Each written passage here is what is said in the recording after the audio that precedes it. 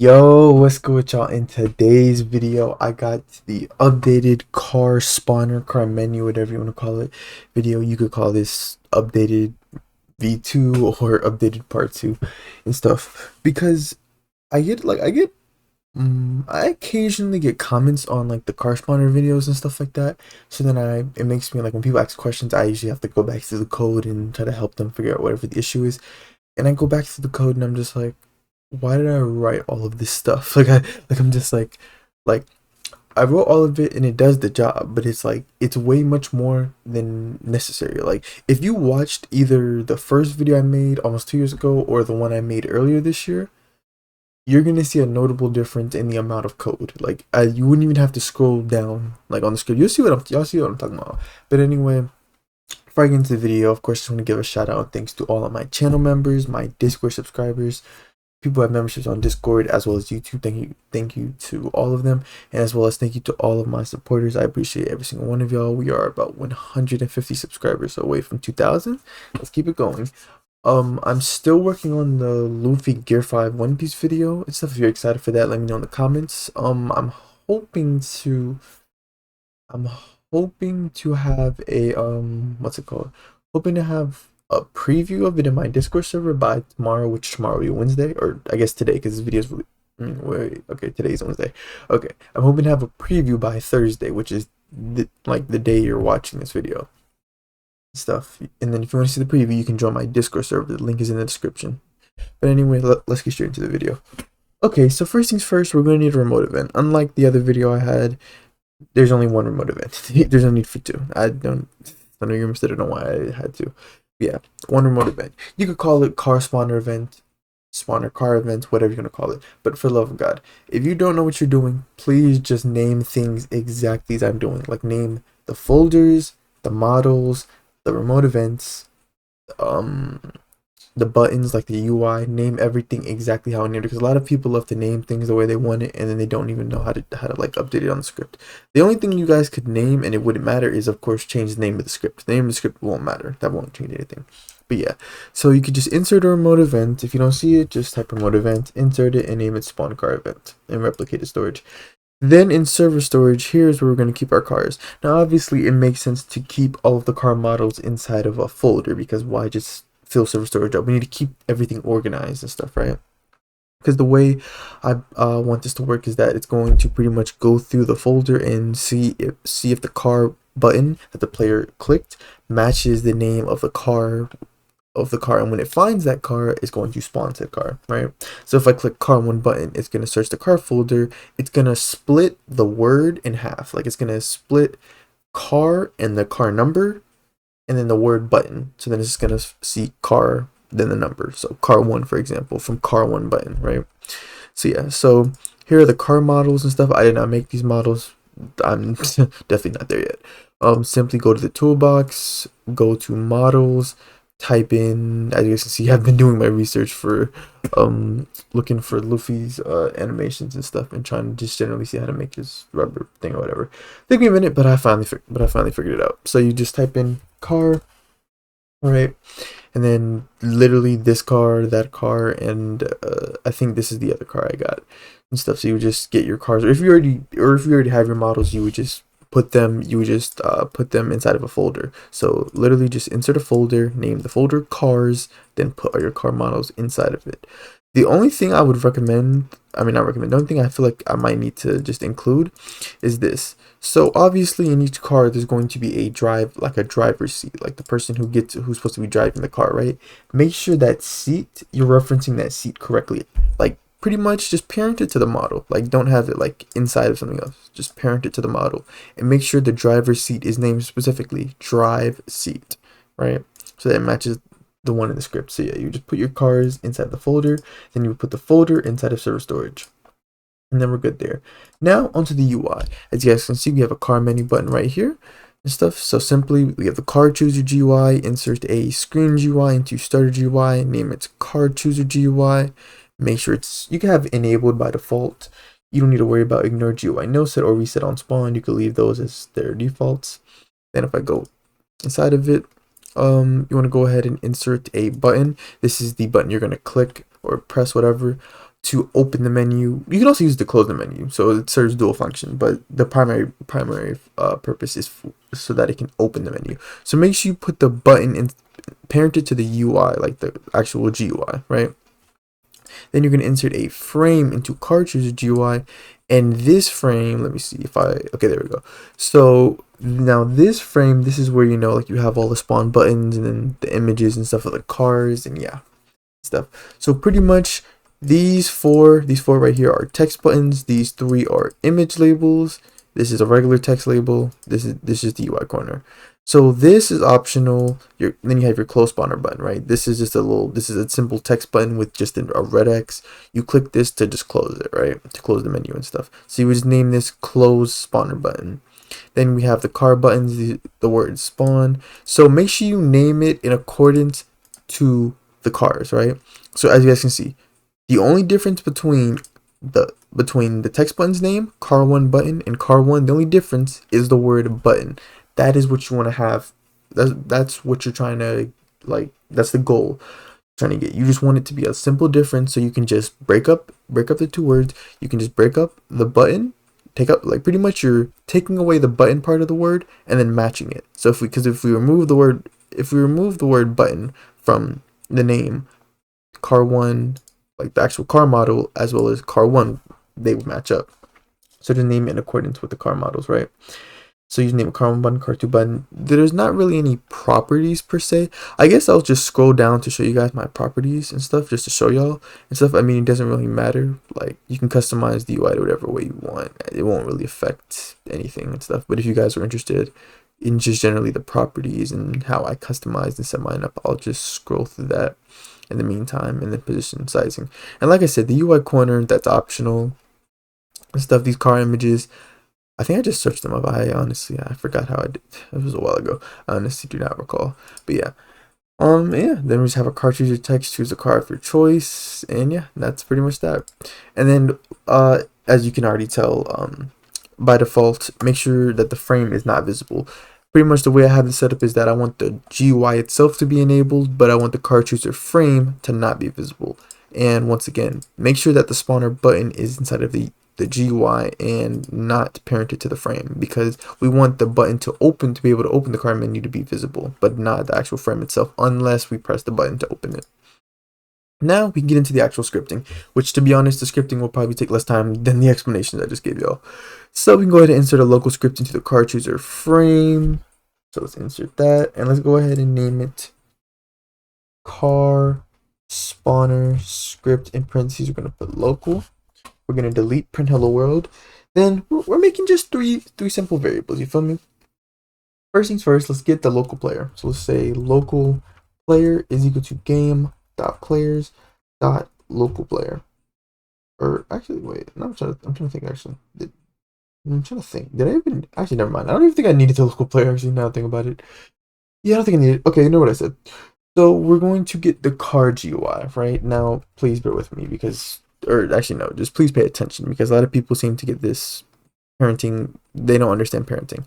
Okay, so I'm going to get the car GUI, right? So for me, the way I set it up, I'm going to say local car GUI is equal to script, the script. This is the script right here I'm referring to. I'm going to say dot parent. Dot parent would be the car chooser frame, but I'm trying to get the car chooser GUI. So then I'm going to say dot parent again, and as you guys can see right here, it won't give me the name, but it gives me the what's called the class. That's what it is. It'll give me the class and stuff. It won't give you the name, but it'll give you the class in this little black box right here. So dot parent, and now I'm referring to it because as you guys can see, one parent, two parent, one parent, two parent. Now I'm referring to the car chooser GUI. So just make sure you're referencing correctly. Then for the last variable, I'm going to make a variable for the remote event. So local, I don't even remember what I named it. Oh, local spawn car event is equal to game.replicated storage, wait for child, spawn car event. Right? Then I'm pretty much going to have only two functions. First function is going to be in open close spawner. So let's say open close UI. Then enter, because it's going to be used to open and close the UI depending on what its current status is. Like if the UI is currently enabled, it'll disable it. If it's disabled, it'll enable it. So I'm simply going to say car GUI dot car chooser frame dot visible is equal to not And then the same thing, car chooser GUI, car chooser frame, and then visible. This pretty much means it'll do the opposite of what it currently is and stuff. So it makes it pretty easy rather than having like an if statement or needing like a bool value or something to see if it's currently enabled, then having to change it. This makes it a whole lot easier. Then I'm going to connect the function. I'm going to set up the function because I'm actually going to call this function 3 different times. Actually, I'm going to connect it to 3 different I'm going to connect it to 3 different functions, or I guess triggers would be better work. I don't want to confuse them. I'm going to say car GUI that open spawner button that mouse button one click connect open close, because of course when I'm trying to open the button I want the function to run. And then also I'm do dot car chooser frame that close spawner button connect open close, because I also want to be able to close it, and then just delete the parentheses if it does that. You want it just to be like that, right? And then we need to reference it one more time, but I'm gonna get into that when we get into the last function we have for the script. So I'm gonna say for I comma v in pairs. I'm gonna say car GUI dot car chooser frame get children enter, and I'm gonna say if v is a text button, of course, because as you guys can see, and in you guys UI you probably have other things that you don't want, because as you guys can see we have multiple different classes here. We have image labels, text labels, scripts, UI. I don't know if okay, yeah, UI corner. So it is its own class, yeah. So I want to make sure that it's only getting text buttons, as well as I want to make sure it's not getting the close spawner button, because this is setting up the function for the car spawner. So obviously you want to try to spawn a car when you're closing out the menu. So I'm gonna say if v is a text button and v.name the nil or squiggly line, whatever you want to call it, equal to quotation marks close spawner button. Okay, so you pretty much want this name to match whatever your close button is, like the button you press to close the menu. That's what you want this name to match, right? So for me it is close spawner button, and it is case sensitive, so make sure you spell it correctly or type it correctly, right? Then I'm gonna press enter, and I'm gonna say v that mouse button one click connect function close parentheses enter. So we have now clicked one of the car buttons, and now we're attempting to spawn the car. So I'm going to fire their mode event, so spawn car event fire server, and all I need to send over is v.name, which if you don't know what v is referring to, it's referring to the button I clicked, so it would be one of these 3, right? All I'm doing is sending over the button name, so then I can split it up on the server side.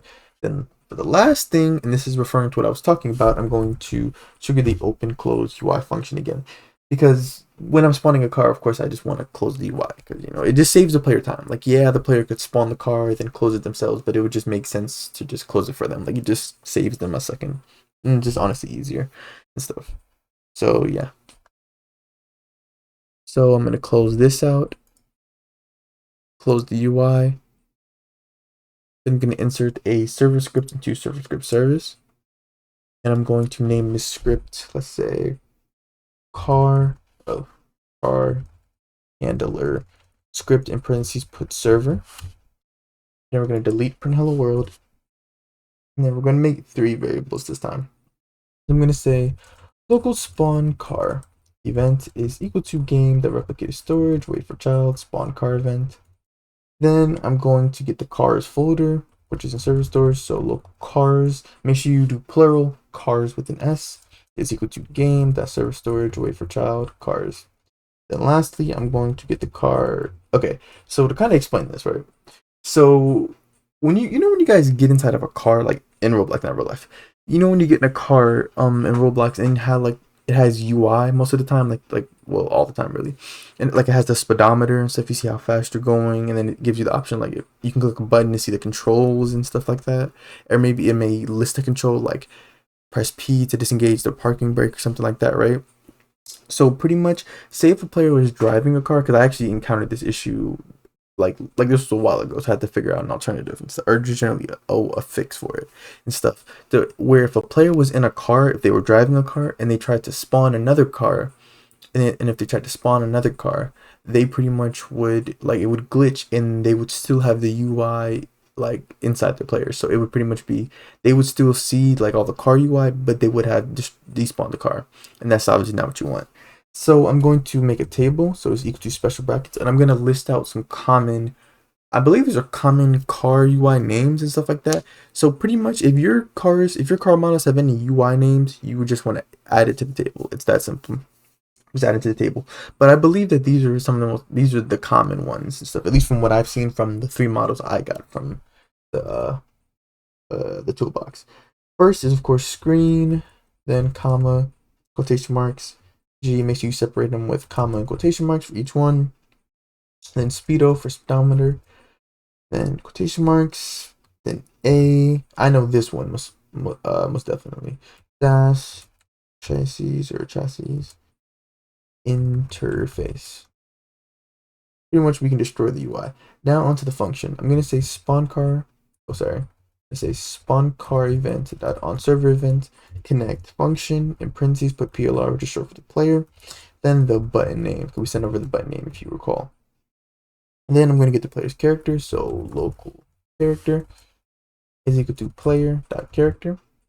Then I'm going to first run the check to see if the player currently has a car in the workspace. Because if they do, 1, I want to destroy the car. 2, I want to destroy the UI that they have from sitting in the car, right? If they sat in the car, I should say. I'm going to say if game.workspace find first child player dot name dot car, because I'm going to name each car after the player. I'm going to say player like their username and then the word car, so that I know the player has a, so I know there are cars in the workspace. I know who it belongs to. So if the player does have a car, then I'm going to make a variable. So I'm going to say local old car, so we can differentiate between the new car and the old car. Old car is equal to, then you can just copy and paste this. So select it, Control C, and then Control V, right? And then I'm going to destroy it at the end. I'm going to use a for IV in pairs loop now, which honestly will save me time because before I had like 3 if statements, so this saves a lot more time. I'm going to say for I comma v in pairs player.player GUI get children enter. Then you're going to say if table.find reference the table, so car UI. Then as for the needle, you're going to say v.name, all right? Then enter and simply v destroy. Pretty much is going to search the table. It's going to search the not search the table. It's going to search the player's UI to see if any of the UI's name match any of the names inside of the table, and if they do, it'll destroy it and stuff. Hence why I said consider this kind of like a database and stuff, right? Like just add whatever car UI names you have for your car models and stuff, and it'll destroy these. Whatever you put in this table, it will destroy. So yeah. Then lastly, for this if statement, let me go like right before it ends. So enter right here. And then lastly, we can of course destroy the old car, so destroy. And once we're done with the if statement, we can move on to actually spawning the car. And we're almost done, guys. Honestly, it hasn't even been that much. So I'm gonna make a variable for the car name. Here's where the string, like the splitting, comes into play. This like in case you were confused at what I was talking about, you're about to see. I'm gonna say local car name because we haven't actually gotten the car name yet. So I'm gonna say local car name is equal to string dot split. As for the string, of course, it is the button name, comma. Then for the separator, it's the word button. That's what I was talking about earlier. Then you're gonna put a regular bracket 1. Now to explain this, when you use this string dot split, it returns a table to you, right? Like it returns a table. Pretty much, it returns multiple strings to you. It returns the first one is the message split, like whatever is left. Like so, pretty much. Okay, the word is car 1 button, right? So if I split it, right, the first word is going to be car 1. The second word, I think it's just blank, right? So pretty much you want to take the first one. That's why we're using a bracket. So just do bracket 1 and stuff, right? So yeah. Now we can clone over the car. So let's make a variable for the car. So car clone is equal to cars the folder. So then I'm going to use a bracket and I'm going to say car name so we can find the specific car we're looking for. Then I'm going to say clone so we can clone it over, right? Then of course I'm going to set its properties. Car clone dot parent is equal to game dot workspace. Then I'm going to name it, like I said, I'm going to name it after the player. So it's equal to player dot name dot quotation marks car. Then I'm going to set the primary part. So this is so that I can spawn it like at the exact position I want. So car clone dot primary part is equal to car clone dot drive seat. This is why I said it was essential for you to have the drive seat like parented directly to the car model, and as well as named drive seat, right? And then I'm lastly going to set its primary part. So I'm say car. I mean, not set its primary part. Set primary part C frame. So wait, actually, I'm pretty sure that's deprecated. Actually, dang, I did not think about that before the video. Hold on, let me see something real quick. I'm pretty sure it's deprecated. Let me test something real quick. You guys don't do what I'm doing. I'm just testing something. Because if it is deprecated, then I don't wanna give you guys something that is deprecated. So let me see. Master storage dot car1. If I tried, I mean, I moved to set primary. It is. I knew it. I'm trying to remember what is. I think it's pivot. Yeah. Pivot to, yeah, that's what it is. Okay. So here's what I'm gonna do. Right. Here's what I'm gonna do. I'm gonna put that back. So here's what I'm gonna do. So instead of set primary part C frame, we're gonna do pivot or pivot to. Wait. Was it pivot 2 or pivot? You know what? We will see. I think it was just pivot. Was it pivot 2?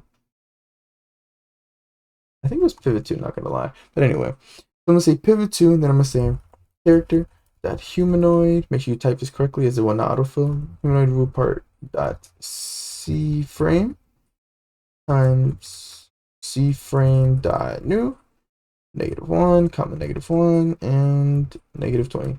You guys can mess around with this number. This will determine how far it spawns in front of the player. So the lower, the higher, then how do I explain this? Because I know some people are kind of, I know y'all are young, see, I don't really know negatives and positives. No, never mind. Just mess around with the number and you'll just see. So okay, so let's go ahead and test this. If it doesn't work, I know what the problem is. I believe so, at least. Let's go ahead and test this. So let me try to spawn it. Okay, there we go. It does work. Okay, so it was pivot 2. So as you guys can see, I can spawn it. It destroys the old one, spawns a new one, spawns in front of me. Right? I can hop in. I can drive in it, and then I get out. And yeah, and then there the car goes. Well, that's tough. But anyway, hope you guys enjoyed the video. As always, if you guys want access to this script or model, you can become a channel member or a Discord subscriber and stuff. You can ask about that in the comments if you're interested. If you need help with anything, you can join my Discord server. Link is in the description. We're almost to 500 members. Thank you guys for that. Thank you guys also for 100+ members with the Roblox group too as well. Thank you for all the love and support. Let's get to 2,000 subscribers. And like I said, I'm working on the Gear 5 Luffy video. So let me get a tail as soon as I can. Thank you for watching. I'll see you guys in the next video.